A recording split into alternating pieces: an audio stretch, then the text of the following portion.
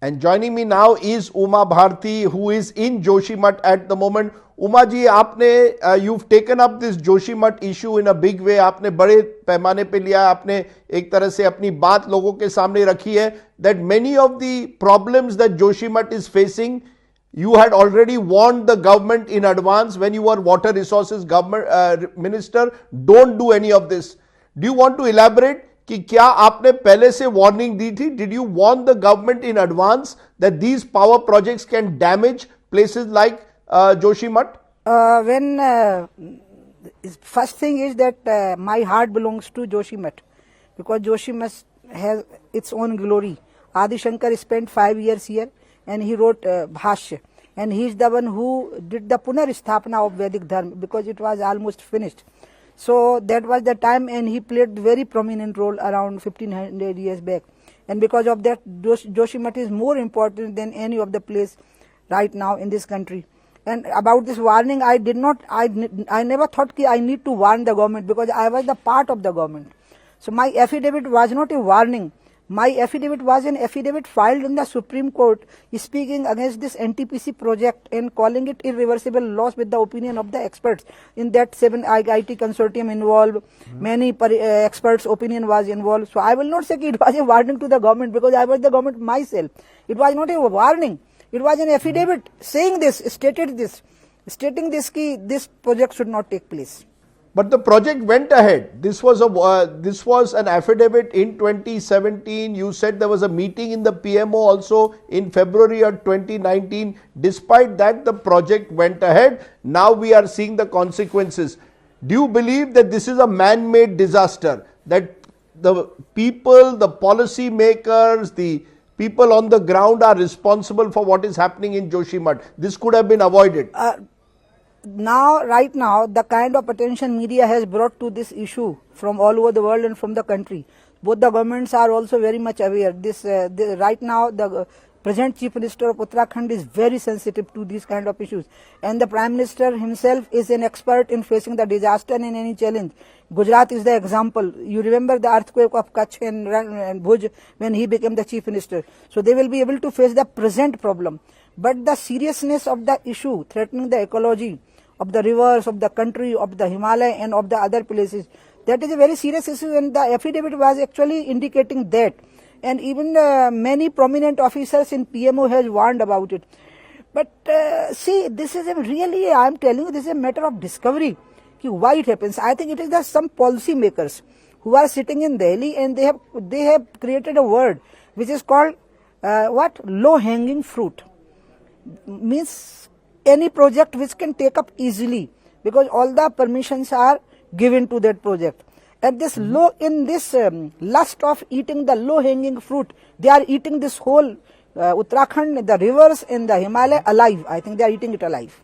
No, but my point is that when you had put that affidavit, when you had voiced your concerns, why did the government not react earlier, both in Uttarakhand and in Delhi? Why did the governments not react? Why did we have to wait for this crisis now for us to suddenly realize that the Himalayas is an eco-sensitive zone? You have said that you had warned, that you had raised these issues earlier. Why did the government not react earlier? This could have been avoided. At present, we should wait for the report, because the expert has been sent.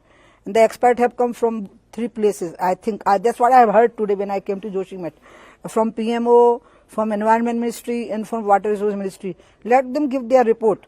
And as you are saying, that I need not to inform anybody, not even the CM and to the PMO, because they are so well informed. They are not living in caves that they don't know what is happening around.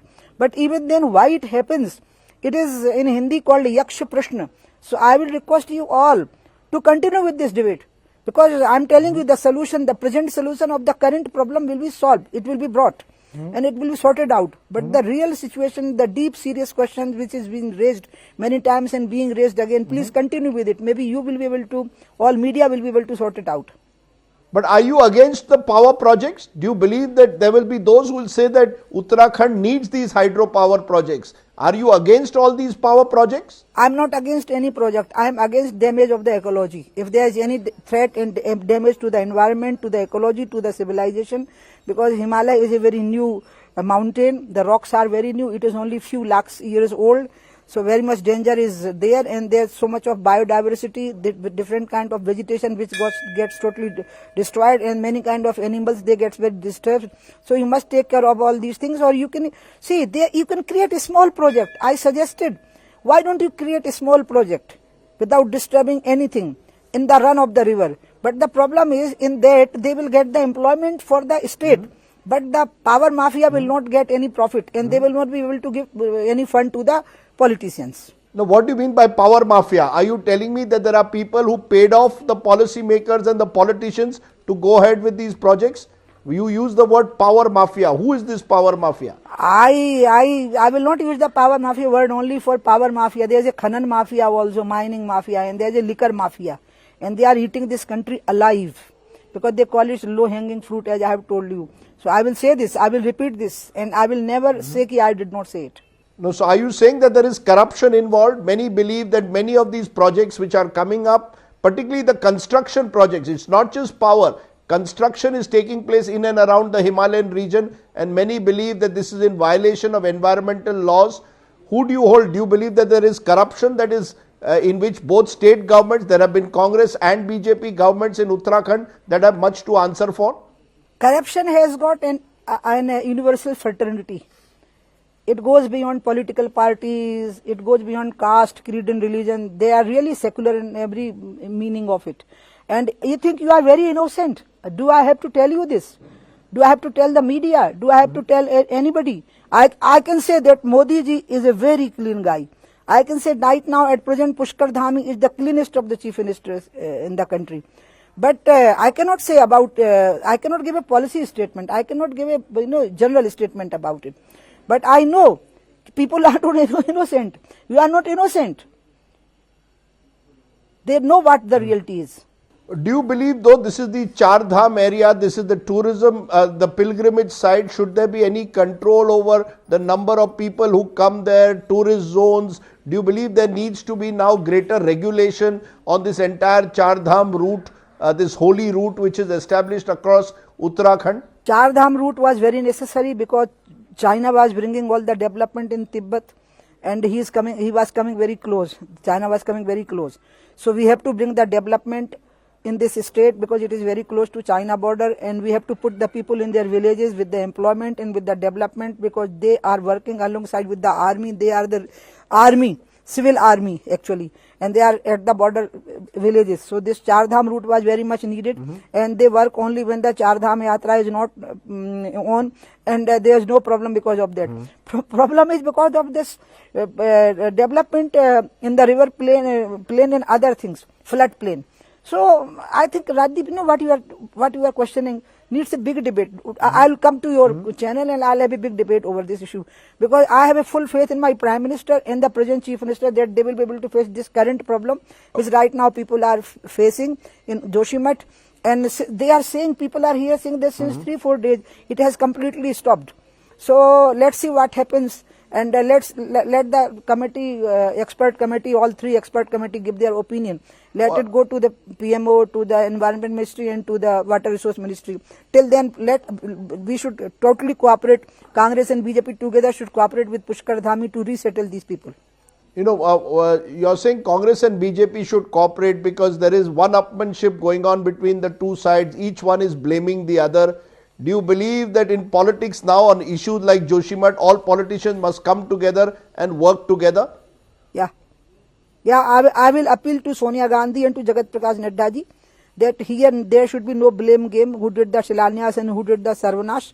Right now, most essential question and the current problem is immediate problem which needs to be sorted out is that these people who are in problem, they should be settled properly, in which I'm seeing it here that Pushkar Dhami is not sparing anything, and there is an instruction from the PMO also. So I want a total cooperation, no criticism, no blame game. We will come on the channel next time in the future and I'll discuss a long discussion I have with you. Okay, can I stop it because it's too cold now, it's wind, too much wind. One final question, I know you're feeling cold. Is it true that because you raised all these troubling questions, you were removed from your ministry? Because you had raised all these troubling questions over some of these projects that were taking place. Was this one of the factors that was responsible for you losing your ministry at the time? Nobody can answer this question except the Prime Minister. Whenever you get a chance, anybody can ask him. I will not answer this question. How are you now going to take up the issue? Are you going to meet the Chief Minister? Are you going to meet the villagers who have to be resettled? What will you do now? The issue already has been taken up. They are immediately working very fast, and I can see the satisfaction on the faces of the people. Second thing, they are not living in caves, they don't know what is happening around. The third thing is the question is coming, that is very strange. And that question is here is that if it is a civil line problem, then how come these cracks are coming in the villages also, nearby villages? So there are many questions coming up also. There are many solutions are being brought here also. So let us wait for 1 week. I will not say anything. Whatever I will say 1 to 1. I will not. I'm not going to talk openly about my party and my government. I will leave it there, Uma Bharti ji. I in all your answers, I sense somewhere thank you very much for joining us. Thank you.